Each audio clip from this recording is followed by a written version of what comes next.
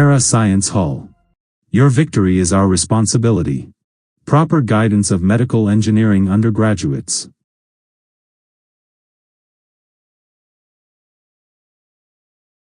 இன்றைக்கு மெண்டலின் அல்லாத தலைமுறை உரிமையில் மொத்தமாகவே இன்றைக்கு பார்க்க போகிறது பரம்பரை அலகு இணைப்பு.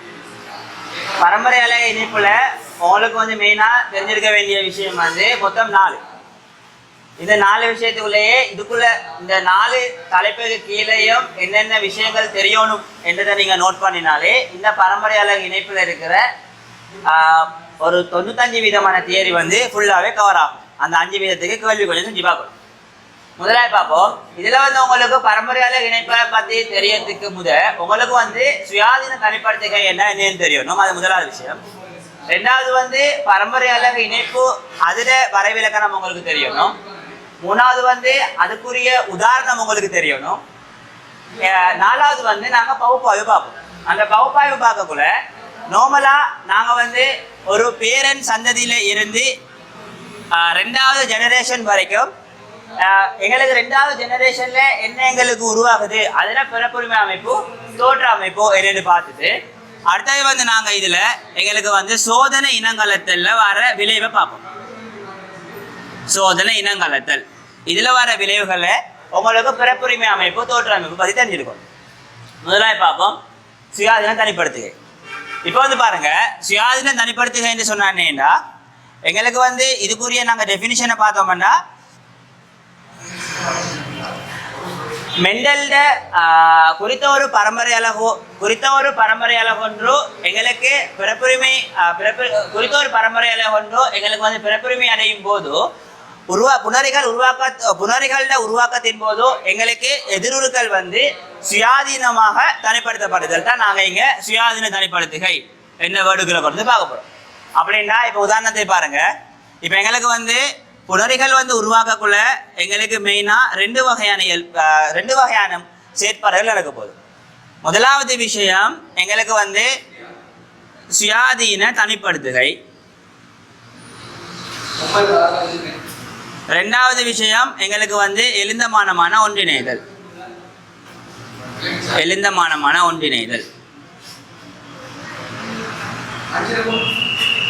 இப்போ நீங்கள் சுயாதீன தனிப்படுத்துகைன்னு சொல்லி எடுக்கக்குள்ள இப்போ நாங்கள் 2 வகையான இயல்பை கருதுவோம். இப்போ நாங்கள் ஒரு தனியனை நாங்கள் எடுத்தோம்னா இப்போ அவரில் இருக்கிற எதிர்வுகள் இந்த பிறப்புரிமை அமைப்பு நான் RRTTன்னு இருக்கிறேன். இங்கே RRTTன்னு இருக்கிறேன்.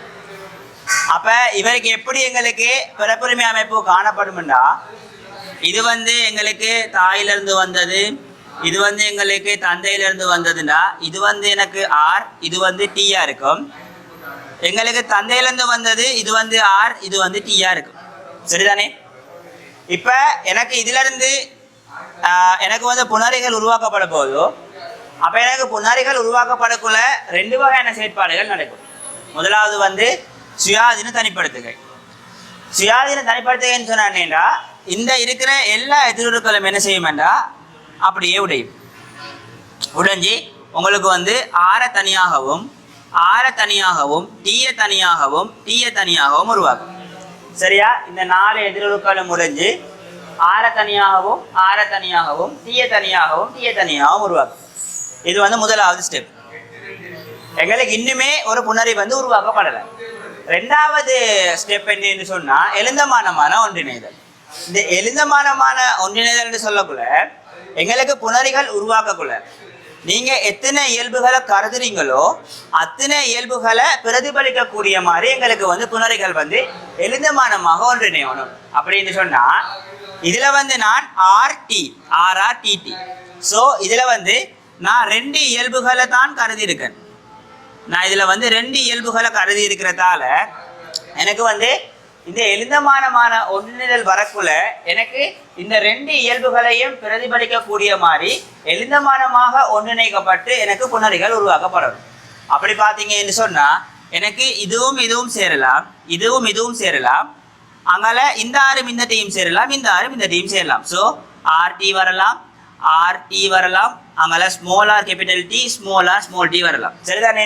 எனக்கு இந்த ஆறும் சேரலாம். என்ன ரீசன்னா இந்த ஆறும் எனக்கு சேர்ந்தா நான் என்ன கருதினது 2 இயல்பு. அப்போ எனக்கு டி என்ற இயல்பு வந்து இல்லாமல் போயிடும். ஸோ எனக்கு அப்படி வந்து எனக்கு புணரிகள் வராது. ஸோ இப்படி 2 செயற்பாட்டின் மூலம் தான் எங்களுக்கு நார்மலாக என்ன செய்யும்டா எனக்கு வந்து புணரிகள் வந்து உருவாக்கப்படும். ஸோ சுயாதீன தனிப்படுத்துக என்று சொன்னால் என்னன்னா எங்களுக்கு வந்து பிறப்புரிமை அமைப்பில் தலைமுறை உரிமை அடையும் போது எதிர்வுகள் தலைமுறை உரிமை அடையும் எதிர்வுகள் சுயாதீனப்படுத்தப்படுதல் தான் எங்களுக்கு சுயாதீனமான தனிப்படுத்துதல் நாங்கள் சொல்லுவோம். சரி, இப்போ அடுத்தது போவோம் பரம்பரை அலகு இணைப்புண்டு. பரம்பரை அலகு இணைப்புன்னு சொன்னால் என்னன்னா எங்களுக்கு வந்து இதுக்குரிய டெஃபினிஷன் உங்களுக்கு தெரியணும். இதுக்குரிய டெஃபினிஷன் தெரியணும். இப்போ நாங்கள் இந்த டெஃபினிஷனை பார்த்துட்டோம். இப்போ இதுக்குரிய டெஃபினிஷன் நீங்கள் பார்க்கணும். இதுக்குரிய டெஃபினிஷன் எப்படி வரும்னு சொன்னால் ஒரே நிறமூர்த்தத்தில் ஒன்றுக்கொன்று மிக அருகில் காணப்படும் 2 வேறுபட்ட பரம்பரை அலகுகள் புணரிகளின் உருவாக்கத்தின் போது சுயாதீன தனிப்படுத்துகைக்கு உட்படாது காணப்படின் அது வந்து எங்களுக்கு பரம்பரை அலகு இணைப்புன்னு நாங்கள் சொல்லுவோம். முதலாவது விஷயம் என்ன? ஒரே நிறமூர்த்தம். 2வது வந்து மிக அருகில் உள்ள பரம்பரை அலகுகள் தலைமுறை உரிமை அடையும் போது புணரிகளோட உருவாக்கத்தில் எனக்கு சுயாதீன தனிப்படுத்துகைக்கு உட்படாது விடின் அது வந்து எனக்கு பரம்பரை அலகு இணைப்பில் இருக்கிற எதிருக்கள் பரம்பரை அலகு இணைப்பில் இருக்கிற பரம்பரை அலகுகள் என்ன மாதிரி நாங்கள் வந்து பார்ப்போம். இதான் இதுக்குரிய டெஃபினிஷன். சரிதானே? அப்போ அதை நாங்கள் என்னன்னு நாங்கள் பார்ப்போம். சரிதானே? அடுத்தது வந்து பார்த்தீங்கன்னு சொன்னால் இதுக்குரிய உதாரணம் இப்போ வந்து நாங்கள் இதுக்குரிய டெஃபினிஷன் பார்த்துட்டோம். அதை பற்றி கொஞ்சம் விளங்கிட்டு போவோம்.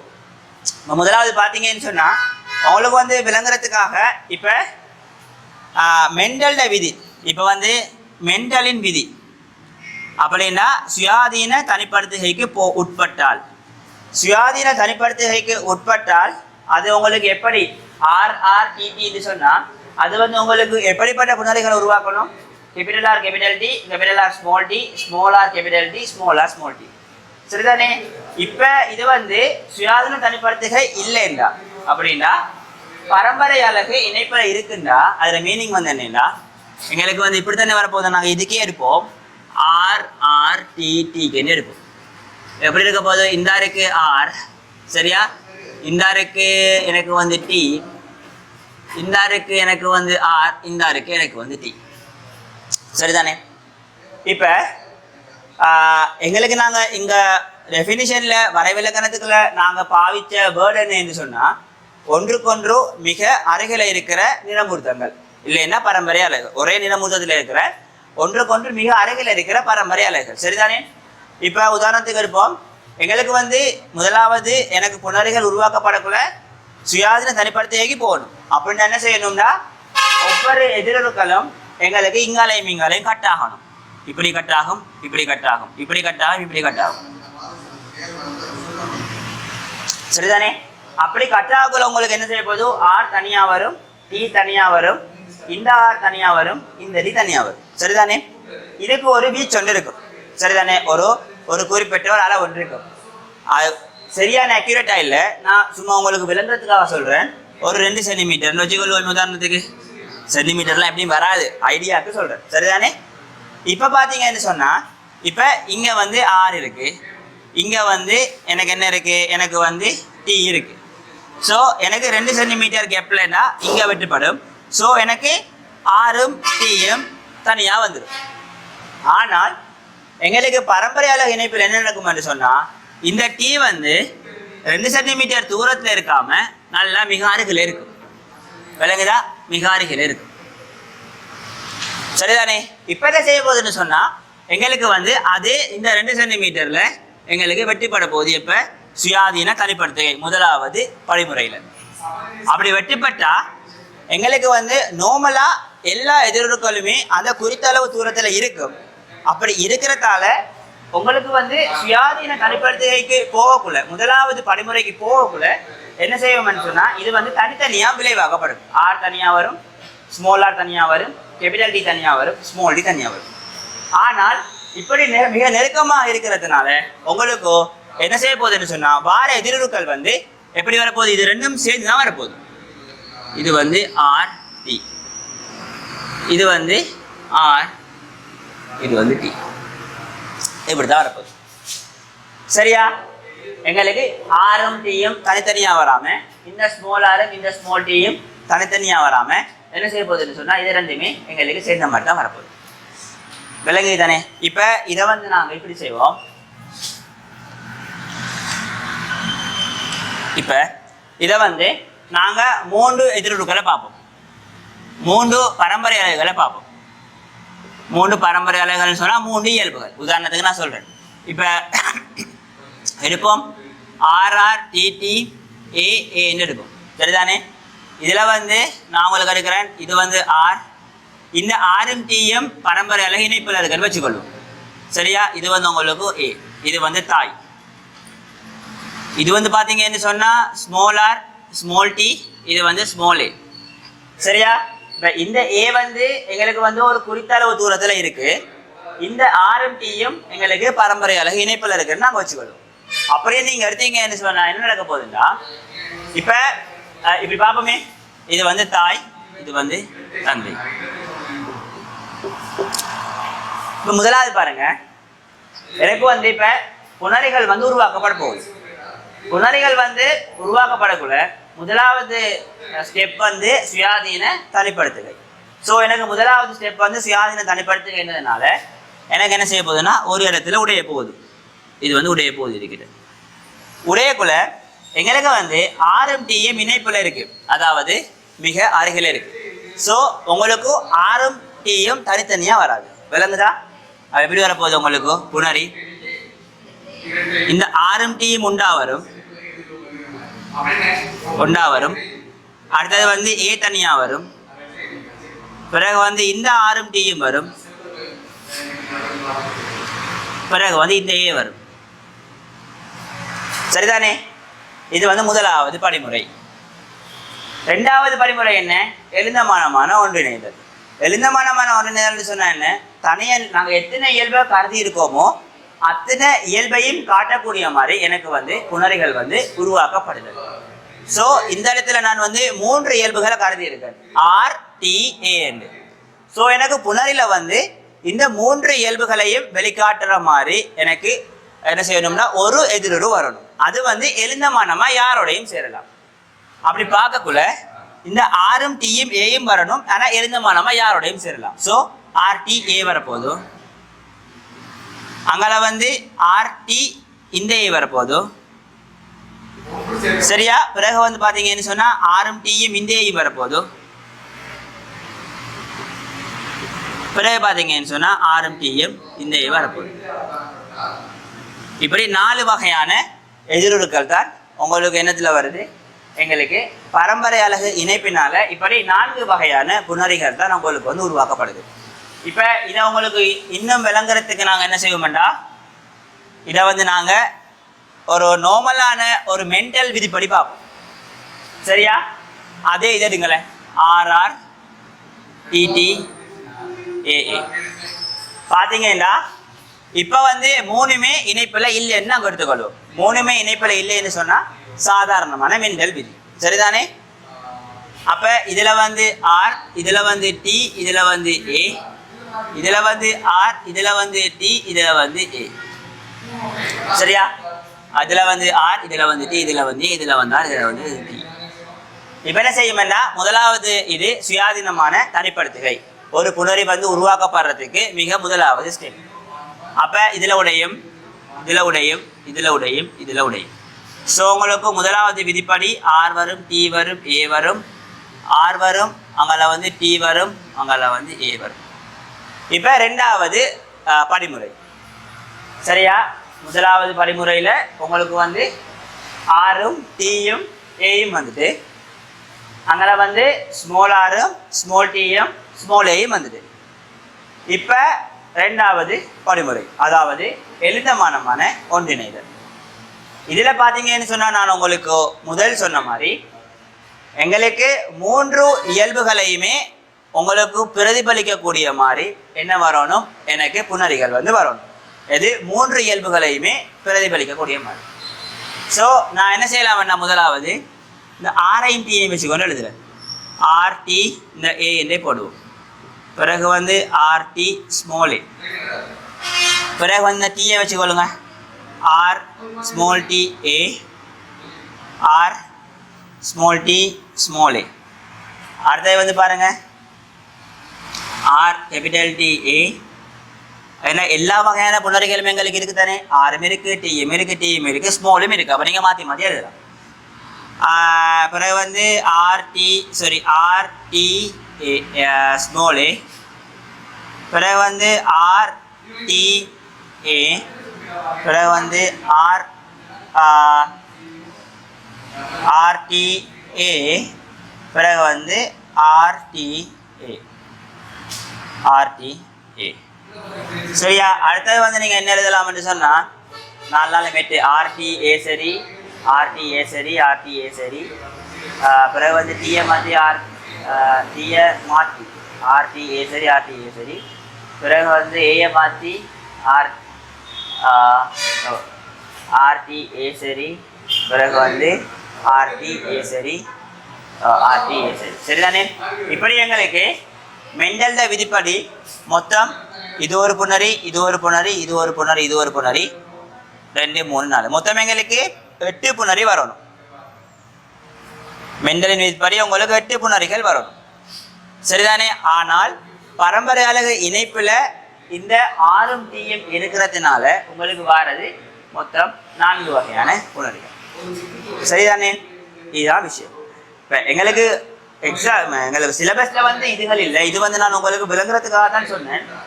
இப்ப எங்களோட சிலபஸ்ல இருக்கிறது வந்து எங்களுக்கு என்ன உதாரணம்னா ட்ரோசோஃபிலியா ஈர சிறகின்ற நிறமும் எங்களுக்கு வந்து அதுல உடல்ட சிறகின்ற நீளமும் உடல்ட நிறமும் இது உங்களுக்கு கட்டாயம் தெரியும். என்னது உதாரணம் உங்களுக்கும் ட்ரோசோஃபிலியால சிறகின் நீளம் உடலின் நிறம் இது உங்களுக்கு தெரியும். விளங்குதா? சரிதானே? இப்போ நாங்கள் இப்போ பரம்பரையால் என்ன பார்த்துட்டோம். உதாரணத்துக்கு வந்து மெண்டல்ட விதிப்படி இருந்தால் எங்களுக்கு வந்து 2 செயற்பாடுகள் நடக்கும். தனிப்படுத்துகை, எழுதமானமான ஒன்றிணைதல். அதில் பார்த்தீங்கன்னு சொன்னால் தனிப்படுத்துகையில் ஒவ்வொரு இதுவும் தனியாகும். சரியா? அதை வந்து என்ன செய்யணும்னா எழுதமானமான ஒன்றிணைதலில் உங்களுக்கு 3 வாரம் மாதிரி எல்லா காம்பினேஷன்லையும் நீங்கள் போட்டு சேரலாம். சரிதானே? 3 டைமில் உங்களுக்கு எல்லா காம்பினேஷன்லையுமே நீங்கள் வந்து செய்யலாம்.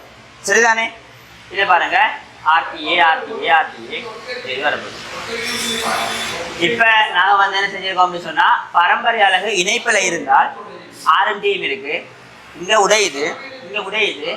பட் ஸோ எங்களுக்கு ஆர்எம்டி இணைப்பில் இருக்கிறதுனால என்ன செய்யாது உங்களுக்கு வந்து இது வந்து இந்த ஆர்எம்டிஎம் எங்களுக்கு பிரிஞ்சு வராது. சுயாதீன தனிப்படுத்துகைக்கு இந்த ஆர்எம்டிஎம் உட்படாது. ஸோ ஆர்டி சேர்ந்த மாதிரி ஒன்று வரும், ஏ ஒன்று வரும், ஆர்டி சேர்ந்த மாதிரி ஒன்று வரும், ஏ ஒன்று வரும். இப்போ என்ன செய்யணும்டா உங்களுக்கு புணரி வரணும். இந்த 3 இயல்புகளையுமே வெளிக்காட்டுற மாதிரி ஒரு மதியத்தில் நீங்கள் எழுதணும். சரிதானே? அப்போ RTA RTA RTA RTA RTA RTA. நீங்கள் இந்த ஆர்டிஐயும் இந்த ஆர்டிஐயும் எழுத இயலாது. என்ன ரீசன்னா எங்களுக்கு வந்து 3 இயல்புகளையும் வெளிக்காட்டுற மாதிரி வரணும் தானே. ஸோ நீங்கள் ஏயை விட்டு எழுதலாம். ஒன்று வந்து ஆர்டிஏ, அதை வந்து ஒரு மணி நேரத்தில் இருக்கணும். ஆர்டிஏ அதை வந்து ஆர்டிஏ. அப்போ இதில் 3 இயல்பு வருது, இதில் 3 இயல்பு வருது, இதில் 3 இயல்பு வருது, இதில் 3 இயல்பு வருது. சரிதானே? இவ்வளோ தான் உங்களுக்கு நான் இந்த பரம்பரை அலகு இணைப்பில் டெஃபினிஷன் விளங்குறதுக்காக நான் உங்களுக்கு சொன்ன விஷயங்கள். இப்போ நாங்கள் வந்து அடுத்ததுக்கு போவோம்.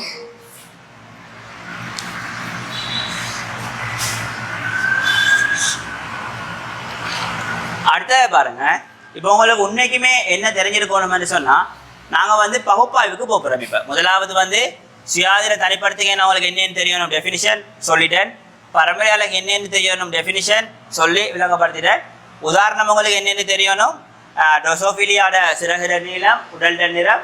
அடுத்தது வந்து உங்களுக்கு பகுப்பாய்வில் நாங்கள் F2 ஜெனரேஷன் வரைக்கும் போவோம். அடுத்தது வந்து சோதனை இனங்காலத்தில்னு சொல்லி ஒரு ப்ராக்டிக்கல் ஒன்று செய்வோம். அடுத்தது வந்து பிறப்புரிமை அமைப்பையும் தோற்ற அமைப்பையும் நாங்கள் அதுக்குள்ளே வந்து பரிசோதிச்சு பார்ப்போம். விளங்குதா? இப்போ வந்து நாங்கள் பகுப்பாய்வுக்குள்ளே போவோம். இப்போ நீங்கள் பகுப்பாய்வை நீங்கள் எடுத்தீங்கன்னு சொன்னால் இதில் வந்து நாங்கள் முதலாவது இந்த பேரண்ட் ஜெனரேஷனில் நாங்கள் தெரிவு செய்கிற விலங்கு யார் எதுன்னு சொன்னால் முதலாவது பாருங்கள், இந்த ட்ரோசோஃபிலியாட சிறகர நீளமும் ட்ரோசோஃபிலியாட உடல்ல நிறமும் தானே எங்களுக்கு வந்து இந்த பரம்பரையால இணைப்பை காட்டுது. ஸோ இப்போ நீங்கள் சிறகர நீளத்தை எடுத்தீங்கன்னா சிறகர நீளம் வந்து சாதாரண இறகு, பிறகு வந்து பதாங்க இறகு, இது வந்து ஆட்சியானது. சரியா? இதை நான் வந்து என்னென்று குறிக்கிறேன், இதை வந்து நான் என்னென்று குறிக்கிறேன். அடுத்தது வந்து நீங்கள் உடலில் நிறம் எடுத்தீங்கன்னு சொன்னால் சாம்பல் நிறம்,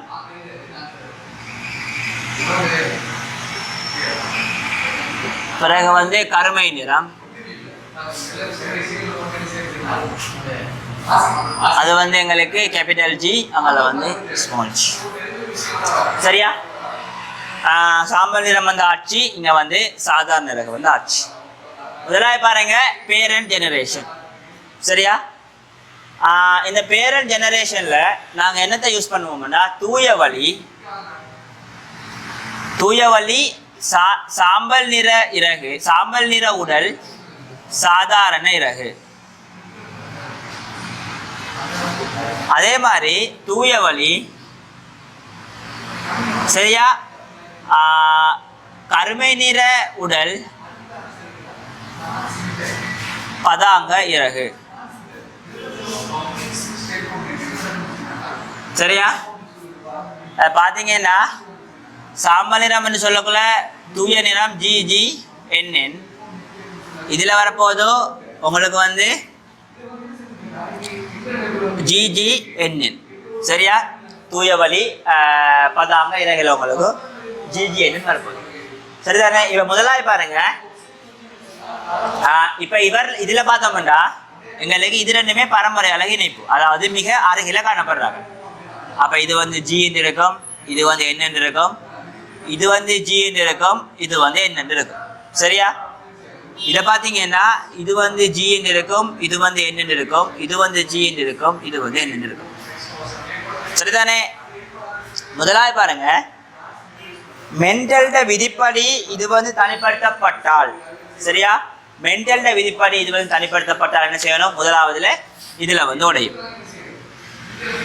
அப்ப உங்களுக்கு என்ன வரணும், ஜி வரும், என் வரும், பிறகு வந்து ஜி வரும், பிறகு வந்து என் வரும். இதுல பாத்தீங்கன்னா ஜி வரும், என் வரும், பிறகு வந்து ஜி வரும், பிறகு வந்து என் வரும். சரிதானே? இப்போ பார்த்தீங்கன்னு சொன்னால் இப்போ வந்து நாங்கள் என்ன செய்யலாம்னு சொன்னால் உங்களுக்கு வந்து எதுவுமே எப்படியுமே சேரலாம். சரியா? அப்படின்னா உங்களுக்கு வந்து 2 வர மாதிரி வரணும். 2 இயல்புகளை நாங்கள் இங்கே வந்து கருதி இருக்கோம், GN. இப்போ எனக்கு புணரி வரப்போதும், புணரி வந்தால் இப்போ நான் பேசுகிறது எல்லாமே மென்டல்ட விதிப்படி. புணரி வந்தால் உங்களுக்கு என்ன வரணும், உங்களுக்கு வந்து ஜியும் இந்த எண்ணும் வரும், அடுத்தது வந்து ஜியும் இந்த எண்ணும் வரும். சரியா? வேற மாதிரி வராது. பாருங்க, இந்த ஜி, இந்த ஜி, இந்த எண். சரிதானே? பிறகு வந்து பார்த்தோம்னு சொன்னா இந்த ஜி, இந்த ஜி, இந்த எண், இந்த ஜி, இந்த எண் ஒரே விஷயம். இந்த ஜி, இந்த எண். பிறகு வந்து இந்த ஜியும் இந்த எண்ணும். சரியா? இந்த ஜி, இந்த எண். பிறகு வந்து பார்த்தீங்கன்னு சொன்னால் என்ன வரணும், உங்களுக்கு வந்து ஸ்மால் ஜி கேபிட்டல் என், பிறகு வந்து ஸ்மால் ஜி. இல்லை, இது வேற தானே, சரி, இது வேற தானே. ஸோ உங்களுக்கு வந்து இப்போ இது வேற இயல்பு, இது வந்து ஜிஎன் வருது, இது வந்து ஜிஎன் வருது. ஸோ இது ரெண்டுமே சேர்ந்து உங்களுக்கு என்ன வரப்போதும், GGNN வரப்போகுது. விளங்குதா? இதான் உங்களுக்கு வந்திருக்கும். சரிதானே? எங்களுக்கு வந்து இங்கே பிரச்சனை வரப்போகுது. சரிதானே? இப்போ நான் வந்து இங்கே வந்து பரம்பரையால இணைப்ப இதில் இருந்து வந்து நான் பேசிட்டு போகிறேன். சரிதானே? இப்போ பார்த்தீங்கன்னு சொன்னால் இப்போ வந்து நாங்கள் இதை வந்து என்ன செய்ய போகிறோம்னா தற்கலப்பு செய்ய போகிறோம், தன்மகரந்த தற்கலப்பு செய்ய போகிறோம். ஸோ என்ன செய்ய போகுது உங்களுக்கு F1 தற்கலப்பு செஞ்சோம்னா இங்கேயும் ஜிஜி என்ன சரிதானே. நான் இதில் வந்து மென்டலில் விதியை போடுறேன். மென்டலில் விதியை பார்த்தீங்கன்னா உங்களுக்கு எப்படி வரணும்னா இப்படி தானே, உங்களுக்கு வந்து ஜி, இது வந்து ஜி, இது வந்து என், இது வந்து என், சரியா. ஸோ உங்களுக்கு வந்து இதில் வந்து புணரி வரணும். முதலாவது வந்து என்ன செய்யணும், மென்டலில் விதிப்படி பார்த்தீங்கன்னா இது நாலுமே உடையணும். ஜி ஜி என், இது வந்து என், சரிதானே. அப்போ உங்களுக்கு வந்து ஜிஎன் வரலாம், பிறகு வந்து ஜி ஸ்மால் என் வரலாம், பிறகு வந்து ஜி கேபிட்டல் என் வரலாம், பிறகு வந்து ஜி ஸ்மால் என் வரலாம், சரியா. அதே மாதிரி இப்போ இதே தான் இங்கேயும் வரப்போதும். ஸோ உங்களுக்கு வந்து ஜிஎன் வரலாம், பிறகு வந்து ஜிஎன் வரலாம், பிறகு வந்து ஜிஎன் வரலாம், பிறகு வந்து ஜிஎன் வரலாம், சரிதானே. அப்போ இது என்ன செய்ய போகுதுன்னு சொன்னால் இது வந்து இந்த நாளோடையும் இப்படி இப்படி ஒன்று நீங்கள் எழுதுவீங்க தானே, இப்படி இப்படி இப்படி இப்படி இப்படி இப்படி அப்படி எழுதக்குள்ள உங்களுக்கு வந்து பிறப்புரிமை அமைப்பு எப்படி வரணும்னா மெண்டலில் விதிப்படி பிறப்புரிமை அமைப்பு உங்களுக்கு எப்படி வரணும்னா 9க்கு 3க்கு 3க்கு 1ன்னு வரணும், சரியா, நோமலாகவே. அப்படின்னா சாம்பல் நிற உடல் சாதாரண இறகு 9 என்றும், சாம்பல் நிற உடல் பதாங்க இறகு 3 என்றும், கருமை நிற உடல் சாதாரண இறகு 3, கருமை நிற உடல் பதாங்க இறகு 3ன்னு உங்களுக்கு 9க்கு 3க்கு 3ன்னு வரணும். இது நீங்கள் பாடமாக்கணும், இது கட்டாயம் உங்களுக்கு தெரிய வேண்டிய விஷயம். இது வந்து எப்போ எங்களுக்கு மென்டல்கிட்ட விதிப்படி வந்தால். ஆனால் எங்களுக்கு வந்து என்னது, இது வந்து பரம்பரை அழகு இணைப்பில் இருக்குது. அப்போ எப்படி வரணும்னா உங்களுக்கு எப்படி உண்மைக்குமே எங்களுக்கு உண்மையான ஆன்சர் உங்களுக்கு எப்படி வரும்னா இது வந்து ஜி, இது வந்து ஜி, இது மாறி வரும்.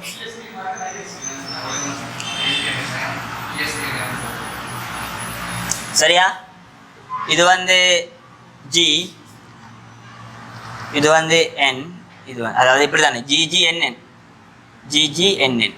ஸோ இது வந்து ஜி, இது வந்து என், சரிதானே. அப்போ இதில் உடையும் இதில் உடையும். ஸோ உங்களுக்கு என்ன வருது, இது வந்து மென்டல்ட விதிப்படி நாங்கள் இங்கால பார்த்துட்டோம். இப்போ வந்து உங்களுக்கு பரம்பரையால இணைப்பு தானே, பரம்பரையால இணைப்புன்றக்குள்ள இவர் வந்து மிக அருகில் இருப்பார். ஸோ உங்களுக்கு ஜிக்கும் எண்ணுக்கும் இடையில எங்களுக்கு வந்து உடையாது, சரியா. அதுக்கு வெளியில தான் எனக்கு வந்து உடையும். அதானே எங்கிற பேசிக்கான ஐடியா. மிக ஒன்றில் ஒன்று ஒரே நிறமூட்டத்தில் இருக்கணும், ஒன்றுக்கு ஒன்று மிக அருகில் இருக்கணும். இப்போ பார்த்தீங்கன்னு சொன்னால் இந்த ஜிக்கும் எண்ணுக்கும் இடையில வந்து எந்த விதமான ஒரு உடைவும் வராது. என்ன செய்யும், ஜிக்கும் எண்ணுக்கும் வெளியில தான் உங்களுக்கு உடைவு வரப்போகுது. ஸோ எனக்கு இங்கால முதலாவது தனிப்படுத்துகைக்குள்ள உங்களுக்கு முதலாவது ஸ்டெப்ல என்ன வரும்னா உங்களுக்கு வந்து இந்த ஜி எண்ணும், சரியா, அதாவது இந்த இது வந்து எங்களுக்கு வெளியில தான் உடையிறதால உங்களுக்கு என்ன வரப்போகுது, ஜிஎன், பிறகு வந்து உங்களுக்கு ஜிஎன் வரப்போகுது. இப்போ வந்து இது வந்து என்ன செய்யும்னு சொன்னால் ஒன்று வந்து இது நாங்கள் எத்தனை இயல்பை கருதி இருக்கோமோ அத்தனை இயல்புக்குரிய பிறப்புரிமை அமைப்பையுமே அத்தனை இயல்புக்குரியத்தை ஒரு மடியத்தில் கொண்டு இருந்தால் அதை வந்து நாங்கள் எப்படி இருப்போம், ஒரு புணரியாக வந்து நாங்கள் இருப்போம், விளங்குதா.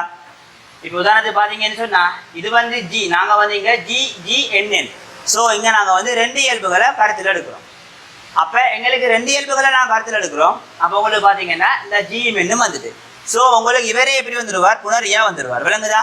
எங்களுக்கு இங்கே வந்து சுயாதீன எழுந்தமான ஒன்றிணைத்தலும் இல்லை, சுயாதீனமான தனிப்படுத்துதலும் இல்லை. இப்போ இங்கே பார்த்தீங்கன்னா ஜிஎன்என் வருது. ஸோ இது வந்து சுயாதீன தனிப்படுத்துகை. இப்போ என்ன செய்யணும்னு சொன்னால் இந்த ஜியை நான் புணரியாக்கலாம், ஏன்னா நான் 2 இயல்பு எடுக்கிறேன். ஸோ எனக்கு 2 இயல்பை பிரதிபலிக்கக்கூடிய மாதிரியும் எனக்கு வந்து புணரிகள் வந்து வரணும். ஸோ ஜிஎன்னு வரப்போகுது, விளங்குதா. இங்கே அப்படி இல்லை, இங்கே உங்களுக்கு ஜிஎன் அங்கே ஸ்மால் ஜிஎன்னு வந்துடும், விளங்கு தானே. அப்போ இது வந்து உங்களுக்கு புணரி, இது வந்து உங்களுக்கு புணரி, சரியா. அதே மாதிரி உங்களுக்கு இங்காலையும் அதே தானே வரப்போறார். ஸோ இங்காலையுமே அதே ஜிஎன்ஐயும் அதே ஜிஎன்னும் வரப்போறார். ஸோ என்ன செய்ய போறான்னு சொன்னால் இவரும் சேர போறார். So G GNN. இவரும் சேர போறார். GGNN. இவரும் சேர போறார். GGNN. இவரும் சேர போறார். GGNN. சரியா? அப்ப உண்மைக்குமே உங்களுக்கு வந்து சாம்பல் நிற சாதாரண இறகு 9, சாம்பல் நிற பதாங்க இறகு 3, கருமை நிற சாதாரண இறகு 3, கருமை நிற பதாங்க இறகு 1 வர வேண்டிய விகிதம் எப்படி வரும்னா, இது வந்து என்ன, சாம்பல் நிற சாதாரண இறகு, சாம்பல் நிற சாதாரண இறகு, சாம்பல் நிற சாதாரண இறகு, கருமை நிற பதாங்க இறகு. ஸோ உங்களுக்கு வந்து சாம்பல் நிற சாதாரண இறகு 3 கருமை நிற பதாங்க இறகு 1 வரும். ஸோ 3க்கு 1 வரும். விளங்குதா? இதான் உங்களுக்கு விகிதம்.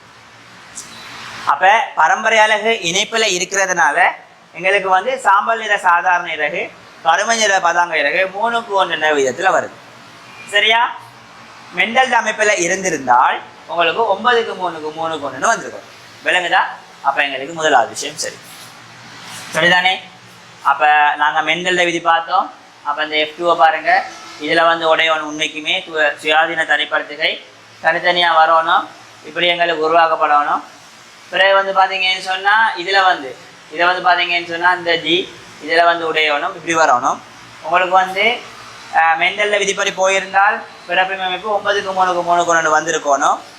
உங்களுக்கு வந்து இணைப்பில் இருக்கிறதுனால எங்களுக்கு இதுக்குள்ள உடையாது, வெளியில உடைய போதும். So GN வரப்போதும். ஸோ உங்களுக்கு சாம்பல் நிற கருமை நிற சாம்பல் நிற சாதாரண இறகுக்கும் கருமை நிற பதாங்க இறகுதான் உங்களுக்கு விளைவாக வரும். அது வந்து 3 கொண்டு. சரியா? இவ்வளவு தான் உங்களுக்கு வந்து இந்த F2 வரைக்கும் இருக்க வேண்டிய விஷயம். அடுத்தது இன்னும் ஒன்றே இருக்கு, சோதனை கலப்பு. சரியா? சோதனை கலப்பு பாருங்க.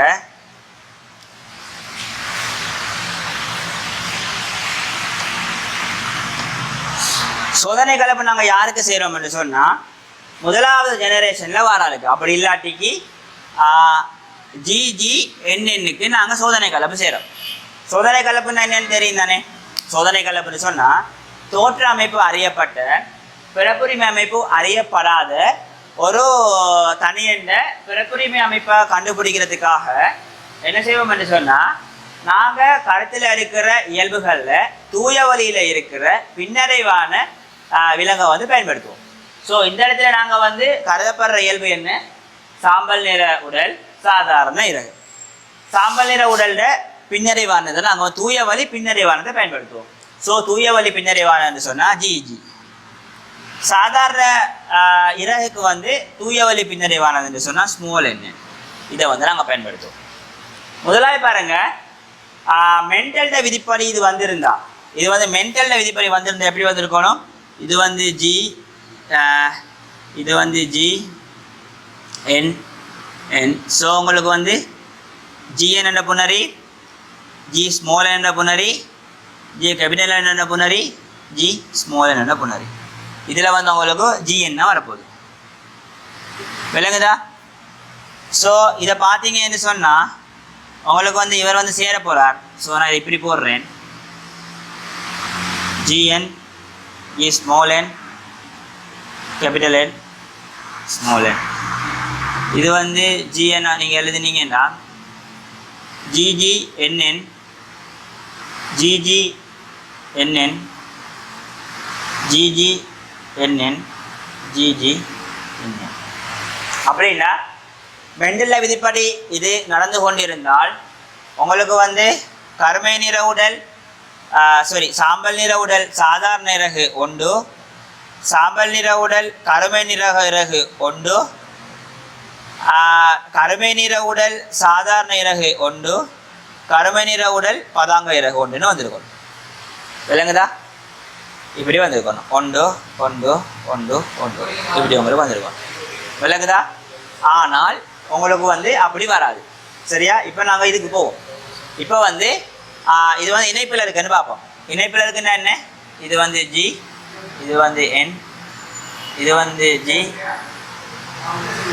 இது வந்து ஜி, இது வந்து என், இது வந்து ஜிஎன், வந்து ஜி.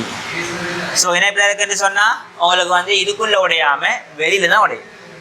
உடைஞ்சா உங்களுக்கு வந்து ஜிஎன், உங்களுக்கு வந்து ஜிஎன், இதில் வந்து ஜிஎன்.